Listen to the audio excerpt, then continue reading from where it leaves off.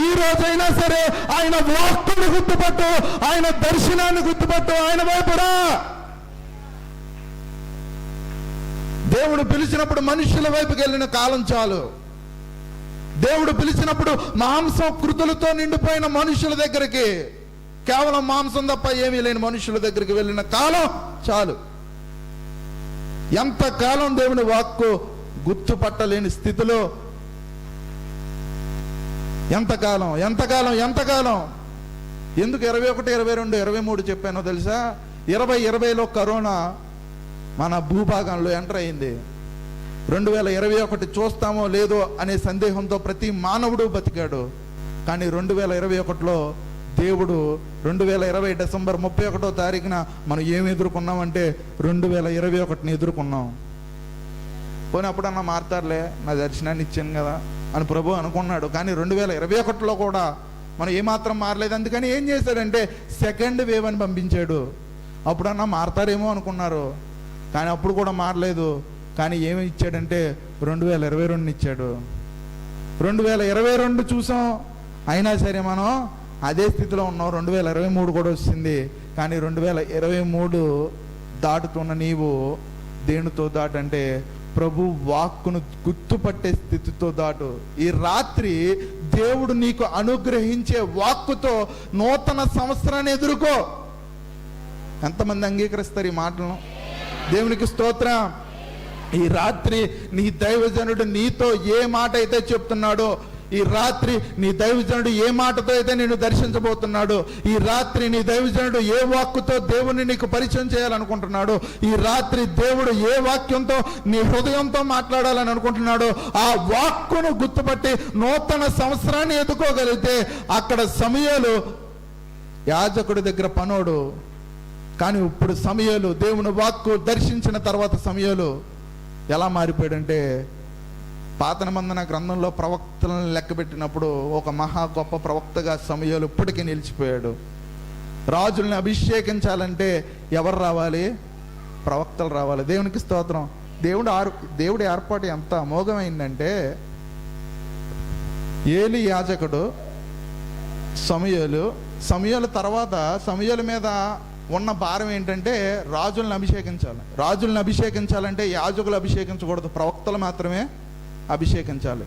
So ప్రవక్తల్ని అభిషేకించడానికి దేవుడు ముందుగా ఎవరిని లైమ్ లైట్లోకి తీసుకొచ్చాడంటే సమూయేలుని లైమ్ లైట్లోకి తీసుకొచ్చాడు. ఆయన ఆర్డర్ ఎంత చక్కగా ఉంటుందో. దేవునికి స్తోత్రం. మనం ప్రతిదానికి భయపడిపోయి బెంగపడిపోయి ఇదైపోతాం. ఆయన ప్రతిదాన్ని సమకూర్చి జరిగిస్తాడు. ఆ సమయానికి, ఏ సమయానికి ఏది జరగాలో, ఏ సమయానికి ఏది అవ్వాలో, ఏ సమయానికి నీ కుటుంబంలో కానీ, నీ జీవితంలో కానీ, నీ వ్యక్తిగత జీవితంలో కానీ ఏం జరగాలో ప్రతిదీ సమకూర్చి జరిగిస్తాడు నీ దేవుడు. దేవునికి స్తోత్రం. ఒక అద్భుతమైన రాత్రి ఈ 31వ రాత్రి.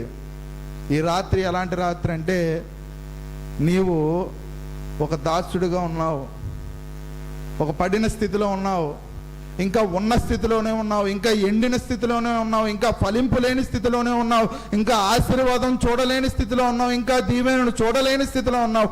ఇప్పుడు ఈ రాత్రి దేవుని వాక్కు నీకు ప్రత్యక్షమైన తర్వాత జనాలందరూ ఏం మాట్లాడుకున్నారంటే, చివరి వచనాల్లో 3వ అధ్యాయం 14వ వచనంలో, ఇదిగో దేవుడు తిరిగి షిలోహును దర్శిస్తున్నాడు, ఇదిగో సమూయేలుకు తోడుగా ఉన్నాడు, ఇదిగో దేవుని వాక్కు సమూయేలుకు తోడుగా ఉంది, అతడి ద్వారా దేవుడు మాట్లాడుతున్నాడు. ఒక మహా గొప్ప ప్రవక్త సమూయేలు. ఎవరి సమూయేలు? ఒక గొడ్రాలికి పుట్టినవాడు. ఎవరి సమూయేలు? చిన్నతనంలోనే తల్లి విడిచిపెట్టిన ఒక బాలుడు. ఎవరి సమూయేలు? ఏ మాత్రం తన పని తను చేసుకోలేని యాజకుడి దగ్గర ట్రైన్ అయిన సమూయేలు. ఎవరి సమూయేలు? తన సొంత కొడుకులను కూడా కంట్రోల్ చేసుకోలేని ఒక నిర్భాగ్యుడైన ఏలీ దగ్గర పెరిగిన ఒక చిన్న బాలుడు. అలాంటి బాలుడు, అలాంటి వ్యక్తి, అలాంటి ప్రతికూల పరిస్థితుల్లో పెరిగిన వ్యక్తి, అలాంటి అనానుకూలమైన పరిస్థితుల్లో పెరిగిన వ్యక్తి, అలాంటి కష్టాల్లో పెరిగిన వ్యక్తి, అలాంటి నష్టాల్లో పెరిగిన వ్యక్తి, అలాంటి దైవ ప్రేమను రుచి చూడలేని స్థితిలో పెరిగిన వ్యక్తి. ఎవరి వాక్కు ఆ దేవుని వాక్కు ప్రత్యక్షమవుతుంది. ఈ రోజు చాలా మందికి ఆయన వాక్కు ప్రత్యక్షం అవుతుంది. ఈ రాత్రి చాలా మందికి ఆయన వాక్కు ప్రత్యక్షం కాబోతుంది. ఆ వాక్కును గుర్తుపట్టు. గట్టిగా చప్పట్లు కూడా దేవుని నామమును మహింపరుద్దాం. 2024లో దేవుడు ఒక పాజిటివ్ నోట్తో మనం అందరం వెళ్తున్నాం, మంచిదే. కానీ 2024లో ఖచ్చితంగా ఒకటి గుర్తుపెట్టుకోండి, మనం ఉన్న స్థాయి కంటే ఇంకా మించిన స్థాయికి మనం వెళ్ళాలి. ఎక్కడ 50,000 సంపాదించే మనం 1,00,000 రూపాయలు సంపాదించాలి.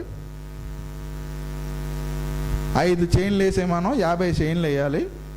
2 వాచీలు పెట్టుకునే మనం 10 వాచీలు కొనుక్కోవాలి. అంతేనా? మనం ఉన్న ఆత్మీయ స్థితి నుంచి ఇంకా అధికమైన ఆత్మీయ స్థితిలోకి మనం అందరం వెళ్ళాలి. దేవునికి స్తోత్రం. మనం పాడుచున్న, మనం ఆరాధిస్తున్న ఆ దేవుణ్ణి ఇంకా హృదయపూర్వకంగా ఆరాధించి, ఇంకా హృదయపూర్వకంగా మహింపరిచి, ఇంకా పూర్ణ బలముతో ఆయన్ని సేవించే స్థితికి మనం వెళ్ళాలి.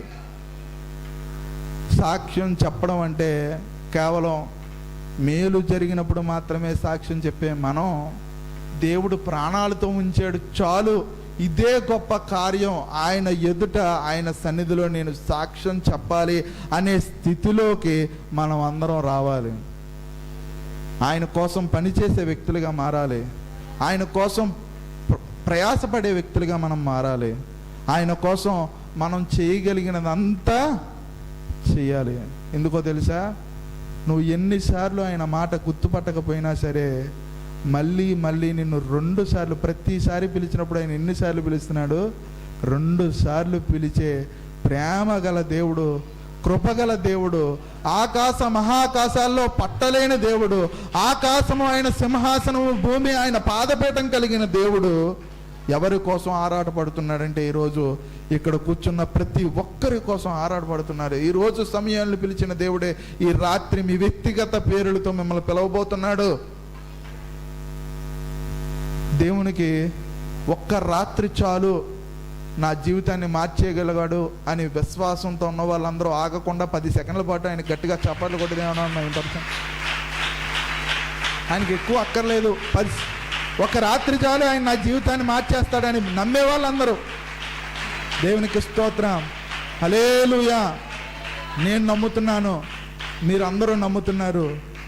నమ్మేవారికి ఆయన కార్యం చేసే దేవుడు. దేవునికి స్తోత్రం. హల్లెలూయా. ఎవరైతే విశ్వాసం ఉంచుతారో వారికి ఖచ్చితంగా ఒక ప్రత్యక్షతను దేవుడు దయచేస్తాడు. దేవునికి స్తోత్రం. కానీ ఇక్కడ గుర్తుపట్టాల్సింది ఏంటంటే, ఏలీ యొక్క వ్యక్తిగత జీవితంతో సంబంధం లేకుండా సమూయేలు ఏం చేస్తున్నాడంటే పరిచర్య చేస్తున్నాడు. ఈ మాట నన్ను ఎంతగానో ఆకర్షించింది. సాధారణంగా దైవజనుడిని మనం ఆరాధించాలన్నా, దైవజనుడిని వెంబడించాలన్నా, దైవజనుడికి పరిచర్య చేయాలన్నా అతడి వ్యక్తిగత జీవితాన్ని ఎంతో పరిశీలిస్తారు ఇప్పుడున్న సమాజం. ఏలీ జీవితాన్ని పరిశీలించినప్పుడు అతని జీవితం ఏమో అంత పెద్ద అమోఘమైన జీవితం ఏం కాదు. 2 కొడుకులు ఏమైపోయారంటే సర్వనాశనం అయిపోయారు.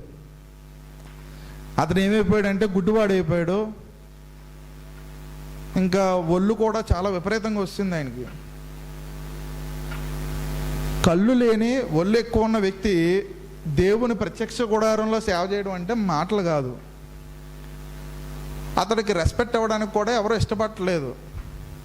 అతడు కూడా అన్న ఏడ్చేటప్పుడు ఏమనుకున్నాడంటే తాగేసి ఉంది ఇవ్వడం అనుకున్నాడు, తాగేసి వచ్చింది మందిరానికి అనుకున్నాడు. అంటే ఆ దైవజనుడు కూడా కొన్ని విషయాలను గుర్తుపట్టలేని స్థితిలో ఉన్నాడు. కానీ సమూయేలు దైవజనుడి యొక్క వ్యక్తిగత జీవితాన్ని గుర్తుపట్టట్లేదు, కానీ అతడు ఎలాంటి వాడైనప్పటికీ అతడు ఎవరంటే దైవజనుడు. దేవునికి స్తోత్రం. ఇప్పుడు నేను ఏ పాస్టర్ గారిని అన్నా ఇప్పుడు ఎందుకు విమర్శించనంటే, వారు ఎలాంటి వారు అయినప్పటికీ వాళ్ళు ఎవరంటే దైవజనులు. వాళ్ళు ఎవరైనా సరే, వాళ్ళ వ్యక్తిగతం ఏదైనప్పటికీ సరే, వాళ్ళు ఎవరంటే దేవుని దైవజనులు. ఒకవేళ వారు సరిగ్గా లేకపోతే సమూయేలుతో మాట్లాడేదంతా ఎవరి శాపం కోసం మాట్లాడతాడంటే ఏలీ శాపం కోసం మాట్లాడతాడు. అంటే ఎవరి దగ్గర పరిచర్య చేస్తున్నాడో, ఎవరినైతే కంటికి రెప్పలా కాపాడుకుంటున్నాడో అతడి మీదకే శాపం వస్తుందని ఎవరు చెప్తున్నారు? యెహోవా దేవుడు ప్రత్యక్షమై ఇదిగో ఏలీ కుటుంబం సర్వనాశనం అయిపోద్దని చెప్పు. తరతరాలు వాళ్ళ ప్రాయశ్చిత్తం అనేదే ఉండదు. ఎన్ని బలులు అర్పించుకున్నా వాళ్ళని నేనేం చేయను, క్షమించను. తరతరాలకి వాళ్ళ శాపం కొనసాగుతూనే ఉంటుంది. వాళ్ళకి ప్రాయశ్చిత్తం అనేదే లేదు. సమూయేలు వెళ్ళిపోయాడట. ఏలీకి ఎలా చెప్పాలి ఇది? ఏలీకి ఎలా చెప్పాలి ఈ విషయాన్ని? అతడి కుటుంబం నాశనం అయిపోయిందని, అతడి కుటుంబం దేవుని శాపం పొందుకుందని, అతడి కుటుంబానికి ప్రాయశ్చిత్తం లేదని. ఒక్కసారి ఊహించండి, మనం చేసే తప్పులకి ప్రాయశ్చిత్తం లేకపోతే ఎంత బాధ అది. మనం చేసిన తప్పులకి ఎవరు ప్రాయశ్చిత్తం చూపారు? ఆ దేవాది దేవుడు ప్రాయశ్చిత్త బలిగా మన కోసం బలైపోయాడు. ఒకవేళ దేవుడే లేకపోతే మనం చేసే పాపాలను బట్టి మనకు ప్రాయశ్చిత్తం అనేది ఉంటుందా? ప్రాయశ్చిత్తం అనేదే ఉండదు. పశ్చాత్తాపం అనేదే ఉండదు. ప్రాయశ్చిత్తం లేనని తప్పులు చేస్తారు, ఇంకా ప్రాయశ్చిత్తమే లేదు. ఈ మాట చెప్పడానికి ఎంతగానో భయపడిపోతున్న సమయంలో సమూయేలుతో అంటాడు, ఇప్పుడు నువ్వు చెప్పకపోతే, ఏలీ అంటాడు సమూయేలుతో, ఇప్పుడు నువ్వు చెప్పకపోతే అదే విధమైన శాపం నీ మీదకి వచ్చేస్తుందంటే అల్లిపోయి చెప్పేశాడట. అంటే ఇప్పటికీ కూడా అతడి గురి దేని మీద ఉందంటే, నా దైవజనుడు ఏదైనా మాట పలికితే దేవుడే నాతో మాట్లాడుతున్నాడన్న గర్వంలో లేడు, దేవుని వాక్కు నాకు ప్రత్యక్షం అవుతుందన్న గర్వంలో లేడు, దేవుని వాక్యం నా నోటికి వచ్చేస్తుందన్న గర్వంలో లేడు, దేవుని వాక్యానికి సంబంధించిన ఎన్నో టాలెంట్లు నాలో ఉన్నాయనే గర్వం లేడు. కానీ అతడు గురంతా దేని మీద ఉందంటే, అతడి దైవజనుడి యొక్క మాటను దేవుడు రూఢిపరుస్తాడనే విశ్వాసంతో ఉన్నాడు. ఆ విశ్వాసం కావాలి ఈరోజు మనకి. ఎంత విశ్వాసం, ఎంత అమోఘమైన విశ్వాసం అది! నా దైవజనుడి మాట ఖచ్చితంగా దేవుడు రూఢిపరుస్తాడు. అయ్యా వద్దయ్యా, ఈ విధంగా చెప్పాడు దేవుడు అంటే ఆయనకు అదే చిత్తమైతే, ఆయనకు అదే అనుకూలం అయితే అలాగే జరగడం మంచిది. ఏలీ యాక్సెప్ట్ చేశాడు. ఈరోజు చాలామంది దైవజనులు చాలామంది రకాలుగా ఉంటున్నారు. కానీ ఏదేమైనప్పటికీ ప్రభు వారి చేసే కార్యాలని వారి మీదకే రప్పిస్తాడు, ఖచ్చితంగా రప్పిస్తాడు. దేవునికి స్తోత్రం. ఎవరు ఏదన్నా చేస్తే వాళ్ళు ఖచ్చితంగా పొందుకోవాల్సిందే. అది వాళ్ళ లైఫ్ టైంలో ఏదో ఒక టైంలో వాళ్ళు ఖచ్చితంగా పొందుకుంటారు. కానీ సమూయేలుని దేవుడు ఎందుకు అంత దృష్టించాడంటే, ఏమాత్రం సహకారం లేని, ఏమాత్రం ఏమీ చేయలేని ఒక ముసలోడి దగ్గర పరిచర్య చేశాడు. అందుకని దేవుడు ఏం చేశాడంటే అతడికి ఆశీర్వాదం చూపించాడు. దేవునికి స్తోత్రం. ఎంత కష్టమండి, ఒక వ్యక్తి ఏమీ లేని స్థితిలో పుట్టి, ఎడారి వంటి జీవితంలో పుట్టి, ఫలింపు లేని పరిస్థితుల్లో పెరిగి, ఫలింపు లేని స్థలంలోకి వచ్చి, మళ్ళీ అదే ఫలింపు లేని రొటీన్ జీవితంలో ఏలీ తన స్థలమందు పండుకొనగా, అంటే తను ఎప్పుడూ పడుకునే స్థలంలో అతను పండుకొనగా, అంటే అది ఎలా, ఆ మాట ఎలా చెప్పారంటే, ఆ కాలమందు అన్న మాట ఇంగ్లీష్ బైబిల్లో ఎలా ఉందంటే, ఏ నైట్ ఏలీ, ఏ నైట్, ఒక రాత్రి. ఆ కాలమందు అనే మాట ఇంగ్లీష్ బైబిల్లో ఎలా ఉందంటే, ఒక రాత్రి ఏలీ తన స్థలమందు పడుకున్నప్పుడు, ఒక రాత్రి ఏలీ తన స్థలమందు పడుకున్నప్పుడు, ఒక రాత్రి ఏలీ తన స్థలమందు పడుకున్నప్పుడు సమూయేలు ఎలా మారాడంటే ఒక ప్రవక్తగా మారాడు. దేవునికి స్తోత్రం. ఒక రాత్రి ఏలీ తన స్థలమందు పడుకున్నప్పుడు బాలుడైన సమూయేలు యెహోవా వాక్కు అతడికి 3 సార్లు ప్రత్యక్షమై ఈ విధంగా మాట్లాడింది. దేవునికి స్తోత్రం. ఇంకన్నిటికంటే ముఖ్యమైన మాట, ముఖ్యమైన అంశం ఏంటంటే, చివరి అంశం, చాలా మనస్సు పూర్తిగా ఈ మాటను వినండి. అతడికి యెహోవా వాక్కు 3 సార్లు తర్వాత, ఏలీ చెప్పిన తర్వాత యెహోవా వాక్కు అతడికి ప్రత్యక్షమైంది. సమూయేలు సమూయేలు అని 2 సార్లు పిలిచాడు. దేవుడు 2 సార్లు పిలిచాడా, ఒకసారి పిలిచాడా? మీ అందరికీ ఎక్కువ తెలుసా? కొండల్లోకి వెళ్ళి ఊ అనండి, మళ్ళీ ఇంకోసారి ఊ అని వస్తుంది, వెనక్కి వస్తుంది. దేవుడు ఎక్కడి నుంచి మాట్లాడుతున్నాడు? పరలోకం నుంచి మాట్లాడుతున్నాడు. పరలోకంలో ఒకసారి, భూమి మీదకి వచ్చేసరికి ఆ శబ్దం ఏమవుతుంది? ఎకోలో 2 సార్లు వినబడుతుంది. బలము నాది అని 2 సార్లు నాకు వినబడ్డది. అయ్యా కృప చూపుట నీది. ఒకసారి చెప్పాడు ఆయన, బలము నాది అని ఒకసారి అన్నాడు. కానీ అది భూమి మీదకి వచ్చేసరికి ఎక్కువలో వినబడుతుంది ఆయన మాట. ఎలా వినబడుతుంది? బలము నాది, బలమును మోషే 2 సార్లు వినబడి. ఎందుకంటే ఎక్కువ ఆయన ఎక్కడో ఉన్నాడు, మన దూరం ఎక్కువైనప్పుడు ఎక్కువలో వినబడుతుంది. అంటే ఈ రూఫ్ సైజ్ ఇంకా ఎక్కువ ఉందనుకోండి, ఇక్కడ కూర్చోలేరు మీరు, ఈ చర్చ్ డిజైన్ సీలింగ్ అంత ఎక్కువ కిందకి ఎందుకు దించేసానంటే నేను ప్లాన్ చేసినప్పుడు ఎక్కువ వచ్చేస్తుంది, హైట్ వెళ్ళే కొద్ది. 15 అడుగులు దాటిన తర్వాత ఏ చర్చ్ కన్నా వెళ్ళండి కోతలు వచ్చేస్తాయి. సమూయేలు అని ఒక్కసారి పిలిచాడు దేవుడు, అది 2 సార్లు అతడికి వినబడ్డది. వెంటనే అతడు చెప్పిన మాట ఏంటో తెలుసా? నీ దాసుడు ఆలకిస్తున్నాడు, ఏం చేయి ఆజ్ఞాపించు. ఈరోజు మనం అందరం చెప్దామా? ఈరోజు రాత్రి, ఈరోజు దైవజనుడు నాతో పలికే మాట, ఈరోజు దైవజనుడు నీ ద్వారా నాతో పలికే మాట, నేను ఆలకిస్తాను, ఆజ్ఞ ఈ ప్రభువా, ఆ ఆజ్ఞ ప్రకారంగా ఈ కొత్త సంవత్సరం అంతా బ్రతుకుతాను అని నమ్మేవాళ్ళు, విశ్వసించేవాళ్ళు, తీర్మానం తీసుకునేవాళ్ళు ఖచ్చితంగా ఈరోజు రాత్రి రండి. ఈ ఒక్క రాత్రి చాలు దేవుడు మీ జీవితాలను మార్చడానికి. దేవునికి స్తోత్రం. చిత్తగించుము, ఇదిగో నీ దాసుడు నీ దాసురాలు ఆలకిస్తున్నారు. ఏం చేయి? ఆజ్ఞే. రూలా రిక్వెస్టా అని ఒక మాట నాకు బాగా ఇష్టం. మీరు ఖచ్చితంగా 8 గంటలు భోజనం చేయాలని ఒక ఆయన చెప్పారు. అప్పుడు నేను అడిగాను, రూలా రిక్వెస్టా అని అడిగాను. ఆర్డర్ అన్నారు. ఆర్డర్ అంటే ఏంటి? ఖచ్చితంగా చేయాల్సిందే. రూల్ అంటే రూల్స్ బ్రేక్ చేయొచ్చు, రిక్వెస్ట్ తిరస్కరించవచ్చు, కానీ ఆర్డర్ తిరస్కరించలేము. ఈరోజు దేవుడు నీకు ఇచ్చేయన్నీ 31 రాత్రి ఆర్డర్లే. తిరస్కరించడానికి లేదు, తృణీకరించడానికి లేదు, బ్రేక్ చేయడానికి అంతకంటే లేదు. ఈ సంవత్సరం ఎన్నో రూల్స్ బ్రేక్ చేశారబ్బా. చెప్తానే, మేలు చేస్తాడని ఒక ప్రార్థన, మేలు చేసాడని ఒక ప్రార్థన. Break the rules. మీరు బ్రేక్ చేసిన రూల్స్ చెప్తాను. దేవుని సన్నిధికి 52 ఆదివారాలు 52 శుక్రవారాలు సాగండి. Break the rules. కొంతమంది, అందరి కోసం చెప్పట్లేదు సుమి, కొన్ని అందులో ఆనిముత్యాల కోసం చెప్తున్నాను, అందరి కోసం. ఇది వ్యక్తిగతం కాదు. మీరు బ్రేక్ చేసిన రూల్స్ మీరే గుర్తుపట్టండి. స్త్రీల సహవాస కూడిక, బ్రేక్ ద రూల్స్. మనం తినేటప్పుడు, మనం ఏదన్నా ఒక ఆహారం వండుకున్నప్పుడు, మనం ఒక బియ్యం వండుకుంటున్నాం అనుకోండి, అందులో ఎంత వద్దు, నువ్వు బియ్యం మూట వేసేసినా వద్దు, అందులో ఒక గుప్పెడు తీసి ఇది ప్రభువుది అని పక్కన పెట్టిన దాన్ని ఆశీర్వాద బియ్యం అంటారు. దాన్ని దేవునికి అర్పించే బియ్యం. అంటే నువ్వు తినేటప్పుడు, ఇదిగో నాకు బియ్యం ఇచ్చావు ప్రభువా, ఇదిగో ఇందులో ఒక గుప్పెడు నీకు ఇస్తున్నాను. Break the. అంటే నువ్వు తినేటప్పుడు కూడా ఎవరిని గుర్తుపట్టాలని ఇవన్నీ ఎందుకు చేస్తున్నాం? మనం ప్రతి క్షణం ప్రతి కార్యంలో దేవుణ్ణి ఆరాధించడానికి. అది కూడా మనం ఏం చేసాం? అద్భుతంగా బ్రేక్ చేసాం. కానీ ఇప్పుడు రూల్స్ లేవు, రిక్వెస్ట్లు లేవు. ఈ రోజు రాత్రి ఏమున్నాయంటే ఆర్డర్స్ మాత్రమే ఉన్నాయి, ఫాలో అవ్వాల్సిందే. ఏటయా బెదిరెత్తున్నాం నువ్వు, కాకపోతే ఇంకోలే. ఇంకో చెప్తున్నాను కదా, దేవుని వాక్కు 3 సంవత్సరాలు ప్రత్యక్షమై, కానీ 4వసారి ప్రత్యక్షం అయినప్పుడు అతడు ఏమన్నాడంటే, నీ దాసుడు ఆలకిస్తున్నాడు, ఆజ్ఞే నీ ప్రకారంగా చేస్తాను.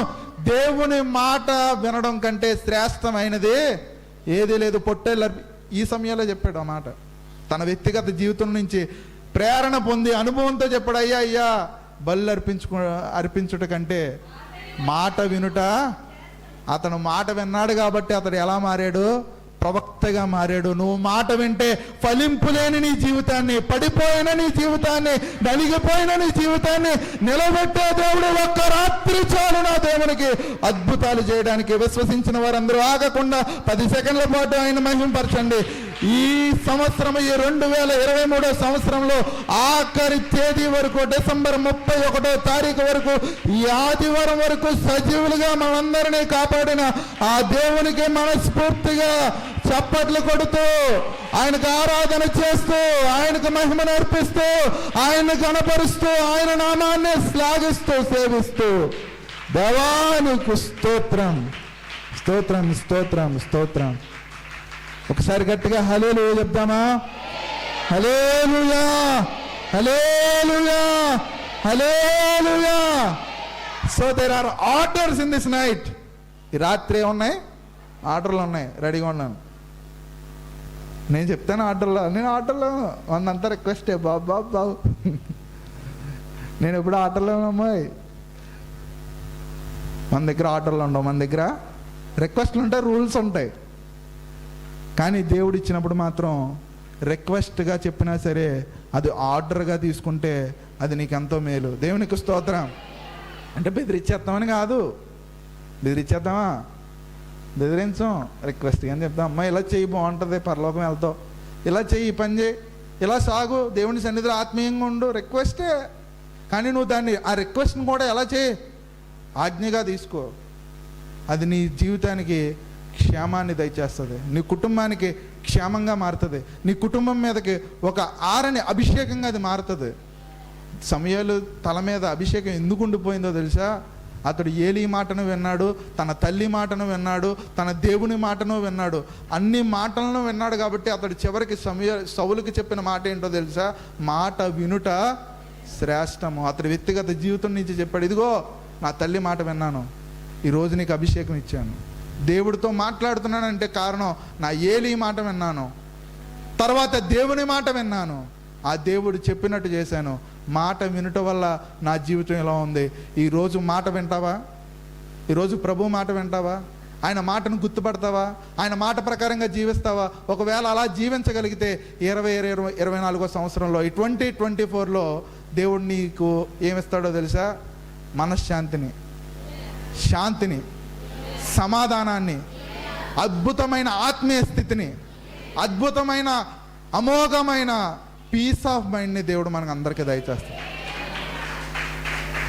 మార్చి చెప్తా నేనే, ఈ 2024లో దేవుడు బంగారాన్ని, వజ్రాలను, వైడూర్యాలను, డబ్బును, స్థలాలను, పొలాలను, పెద్ద పెద్ద బిల్డింగ్లను, ఇవన్నీ ఉన్నా సరే మనశ్శాంతి లేకపోతే అవన్నీ దేవుడు అద్భుతమైన సమాధానాన్ని దేవుడు మీ అందరికీ దయచేయును గాక. దేవుడు మిమ్మల్ని అందరినీ దీవించును గాక. ఆమేన్.